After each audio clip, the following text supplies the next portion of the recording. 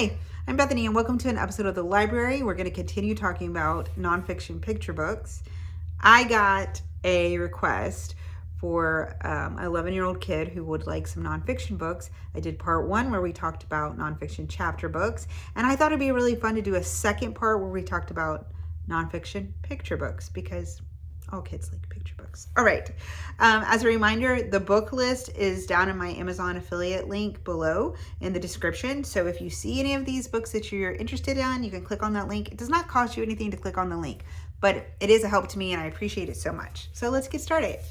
Before Winnie the Pooh, there was actually a bear named Winnie, and he inspired Winnie the Pooh. And this Winnie was found by a soldier, and it tells the story of Winnie's life and how he ended up inspiring what we now know as Winnie the Pooh. I never know where to put these books, so we're just going to stash it there. Okay.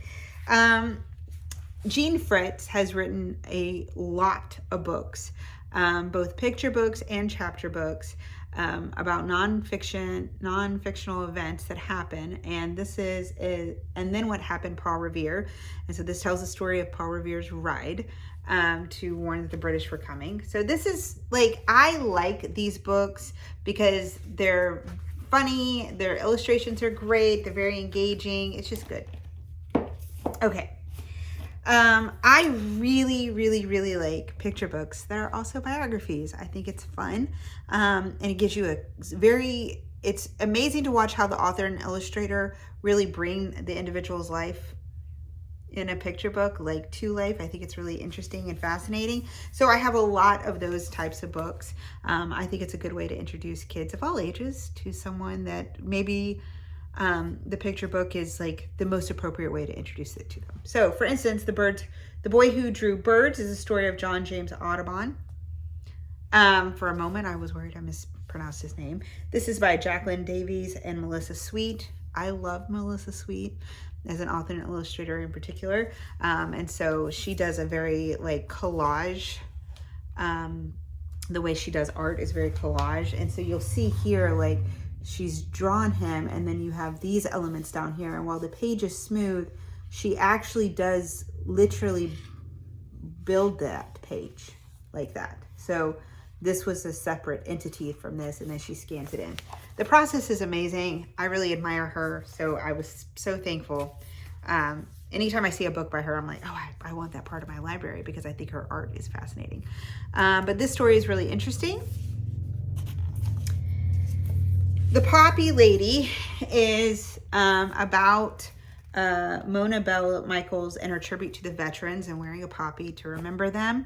I think we got this book. Actually, don't remember where we got this book, but it was a great resource when we went to the World War I Museum in Kansas City. Balderdash, John Newbery and the Boisterous Birth of Children's Books by Michelle Marker and Nancy Carpenter. You've probably seen where a book says a Newbery Award or something like that. So this tells his story of how he created, really gave a place for children's books.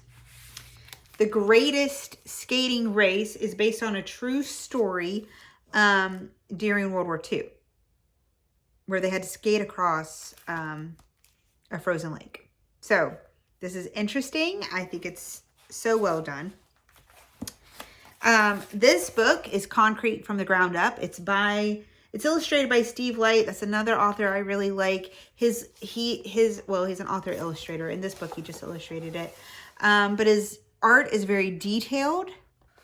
And so you really want to sit and linger. So there's a good story there. But it's very, very detailed. So this is the story of Concrete, which I just think is interesting. Okay, so Brian Flocka, he wrote, this is called Locomotive. He also wrote another book in this series called Moonshot. And this, let's see if we can open it up. If you see how detailed it is, look how amazing that is. So if you have a kid who's really into machines, just look at the back. Do you see that? That's amazing. Really into machines or how things work or things like that. Locomotive and Moonshot by Brian Flocka. You cannot go wrong. The illustrations are breathtaking. The story is amazing. Duke Ellington by Andrea Davis Pinkney and Brian Pinkney. They have written a lot of books together, authored and illustrated them, and then also separately. And this tells a true story about Duke Ellington. I really admire their work that works as author and illustrators. And so I'm always very happy to have their books as part of my library. Do you know you can even have nonfiction books about Disney animators? The history of Disney is interesting. The history of the Disney animators is very interesting. Mary Blair and her unique flair is the story of this Disney legend, Mary Blair. She designed several iconic rides. In particular, It's a Small World, the Teacups ride, and I mean, you recognize this art. If you've wandered Walt Disney World or Disneyland, you understand their work. I like having, it looks like something got spilled on this right there. Anyways, I like having these books. My daughter did a school project on Mary Blair, but when we go to Disney World, especially when they were younger, we would read books about the Disney animators and Walt Disney because I wanted them to see that it was much more, there was a lot more going on than just celebrating the movies that they love. That there are people behind it who are doing incredible work. The art is amazing, and the vision that Walt Disney had is very interesting to me. So I just think that it's fun. Like, who doesn't want to learn about the history of some place that you already associate with such typically good memories, right? Okay.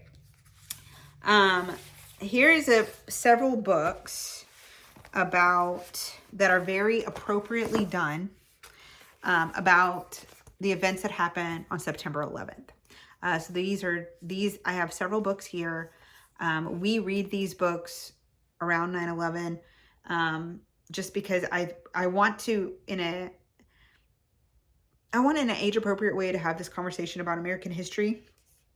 And so 14 Cows for America is the story about how there was a place in Africa, I apologize, I haven't read this book in a while, that they donated 14 cows as saying, like, we're so sorry for your loss during 9/11. So this is a really wonderful book. 7.5 Tons of Steel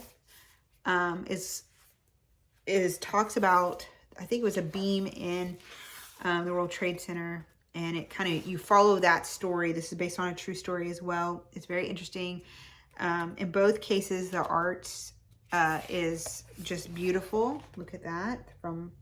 This is the one I'm about to show you. This is the book from Fireboat, The Heroic Adventures of the John J. Harvey Fireboat. So you see illustrations here, very interesting. Then you have illustrations here. It's very different in this one as well. I mean, look, just the artwork is different.